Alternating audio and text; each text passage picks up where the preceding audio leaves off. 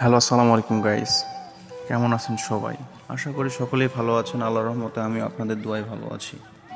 তো আজকে মূলত ভিডিওটা করতেছি একটা সতর্কবার্তা অ্যালার্ট মেসেজ দেওয়ার জন্য।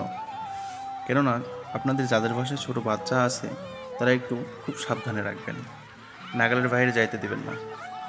কেননা আজকে আমাদের গ্রামে পাঁচবি থানা, জয়পুরহাট জেলা, রাজশাহী বিভাগ, 7 নম্বর কুসুম্বা ইউনিয়ন, 8 নম্বর ওয়ার্ড, এখানে একটা নবজাতক বাচ্চাটার বয়স প্রায় 8 বছরের মতো হবে আনুমানিক। তো এই বাচ্চাটা আজকে সকাল 10টায় বাচ্চাটা বাড়ির পাশে ছোটো একটু গর্ত করছিল বাড়ি করার জন্য। তো এই গর্ত পড়ে বাচ্চাটা প্রায় মৃত্যুর দিকে। তো একজন দেখতে পায়, সে বাচ্চাটা অনেকক্ষণ থেকে প্রাথমিক চিকিৎসা দিয়েছে। প্রাথমিক চিকিৎসা দেওয়ার পরে বাচ্চাটা অনেক ক্লান্ত, মানে একদম মরার মতো অবস্থা। তো আল্লাহ বাঁচাইছে আপনাদের দোয়ায়, আল্লাহ রহমত ছিল বিধায় বাচ্চাটা বেঁচে আছে।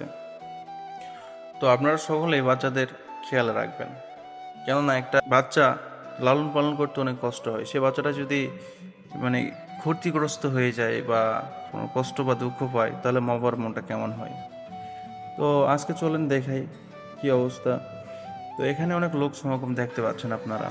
মূলত এই যে খোলায় বা এই উঠানে বাচ্চাটাকে নিয়ে আসে, প্রাথমিক চিকিৎসা দিচ্ছে, গায়ে লবণ মাখাই দিচ্ছে, তারপরে তেল মালিশ করে দিচ্ছে। মানে এক কথায় আপনাদের যাদের বাসায় বাচ্চা আছে আপনারা একটু খেয়ালে রাখবেন। বাড়ি করার সময় যে গর্ত বা যে নলকূপ খনন করবেন, সেই নলকূপটা অবশ্যই পরে পূরণ করে দেওয়ার চেষ্টা করবেন। না দিলে পরে নেট জাল বা বেড়া দিয়ে চারপাশটা আবদ্ধ করে রাখবেন। আর দেখেন আপনারা সচক্ষে কী অবস্থা একটা বাচ্চা, যার বাচ্চা তারা হচ্ছে 4 ভাই। 4 ভাইয়ের ভিতরে 3 ভাইরে সবার মেয়ে, কারো ছেলে নেই। বলা যায় বংশে একটাই ছেলে, সেই ছেলেটা পানিতে পড়ে প্রায় মৃত্যুর দিকে। তো এখন আমি ভিডিওটার অরিজিনাল সাউন্ড দিলাম, আপনারা একটু শোনান কী অবস্থা, দেখেন কত হাহাকার।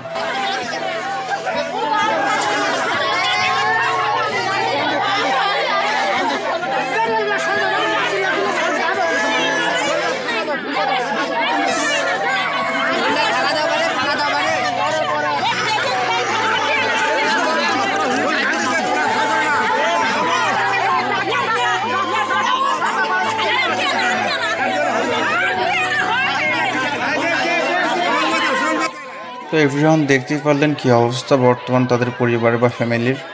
তো ভিডিওটা দেখে যদি আপনি একটু উপকৃত হন, তাহলে অবশ্যই আমার চ্যানেলটা সাবস্ক্রাইব করবেন আর আমার পাশে থাকবেন। নিত্য নতুন ভিডিও পাওয়ার জন্য বেল আইকনটা বাজিয়ে রাখবেন। ধন্যবাদ সবাইকে। আসসালামু আলাইকুম।